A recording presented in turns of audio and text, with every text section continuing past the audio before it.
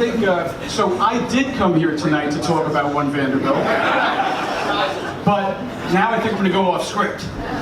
One, because I don't think there's much more that can be said about this building, except the one thing I will say is I've been involved in New York City real estate for 30 years. Right out of college, first thing I did, New York City real estate, and I've been doing it every day, like many of you, 30 years, unbroken. I love this city, I love what I do. And while this may go down as one of our company's and my biggest achievement, is the construction and development of One Vanderbilt, I can tell you that my biggest gratification by far is having worked with this great team of people, many of whom are here today, to build this company, which isn't just big, it isn't just profitable, as you said, but it's also an amazing place to work. It's an amazing counterparty to many of you. We buy with you, partner with you, borrow from you. You're our attorneys, our architects, our title folks. And it is such a privilege to be a part of this amazing community of people in New York City. The best and the brightest of what everybody does in your own respective disciplines.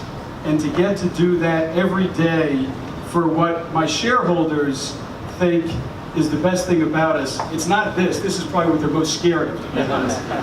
They're terrified of One Vanderbilt, to show you where their mindset. So what they love is the scale, the profitability, the passion that 300 of my people who work with me and for me every day bring to the table in a way that I think has elevated the reputation of SL Green to be at the very top of the game in New York City. And I think it's because of that we've had such a wonderful turnout tonight, Carol. I don't think it's me, although I'd like to, I'd like to believe that. I do think it's the power of the brand, of who we are and how we treat people. And seeing everybody here tonight, quite frankly, a little surprising. Carol said, it's a little get-together. Come down, have a mic, just speak for a minute or two, and that's it. So when I walked in tonight and saw everybody here, it was a little overwhelming and appreciative and unexpected. And so first I want to thank a toast for all of you for being here tonight and showing support, not for me, not for One Vanderbilt, but for the Skyscraper Museum, for big, tall, ambitious, high-density development in the city, and for Carol Willis, who uses her own personal resources, all right, to advance this cause, to get people to embrace skyscrapers in a city where adversaries have a disproportionately large voice. It's people like you who can rally people like this, to meet that and accomplish great things along with everybody at the city and all the stakeholders. So thank you, Carol, and thank all of you for being here tonight.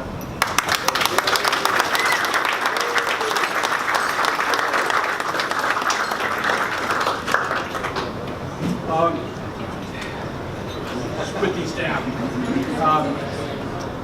Alicia, I want to thank you for your courage and leadership in taking on, what you described maybe as a tough task. It was an impossible task. All right, the concept of building 50% larger,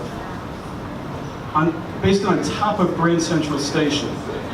All right, at a time when there were 100 reasons you could have given not to do it.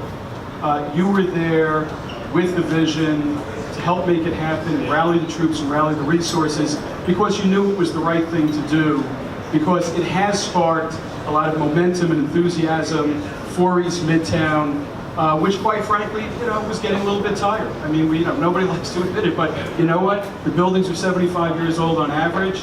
It's the greatest business district in the entire country, maybe world. And we had no new construction, and it took courageous people like Alicia and the mayor to recognize that, and then people with the talent and ability and savvy like Carl to execute. So Carl, thank you too for taking on something that you knew you were going to be up against the task. And I'm glad you enjoyed as much as I did what was one of the highlights. There's about 100 chapters in this book, but chapter probably 4 is the Penson litigation. So, you know, and that shows you that, you know, right will triumph over, you know, wrong, and make it happen, and you were, you know, a big part of that. Dan, I just want to say your team of men and women who oversee this project of thousands of laborers every day, thousands of skilled union laborers, show up to this site. You somehow create the orchestra where these people work in perfect symphony, such that we are 6 weeks ahead of schedule. All right, that's like, that is amazing. I don't know if those words have ever, I don't know if those words have I don't know if those words have ever been uttered on a New York City construction project. 6 weeks ahead of schedule and $100 million under budget as we see it today. Those are documented numbers. So Dan, you have a place in my heart. You and your team forever. Because this could be our greatest moment or our worst. And it's turning out to be our greatest in no small part to you and your efforts. Jamie, you know, being a developer is great because you get to take all the credit at the end of the day for the work basically of everybody else. But you in particular, you know, threw the gauntlet down and designed something not to be the best in the city, but on a world stage. You know, something that will stand the test of all the super high, tall buildings being built around the world, not just for its height, but for its, you know, for its elegance and the way it tapers and the way it, you know, enlivens the street, it punctuates the sky, and it does so in a form that I think has captured the hearts of everybody in the city. And that's not an easy thing to do in a city like this. So, well done to you and your team, Jamie. Do it. You know, finish up. There were a couple of other folks here who played a big role. You know, Vishan Chakrabarti.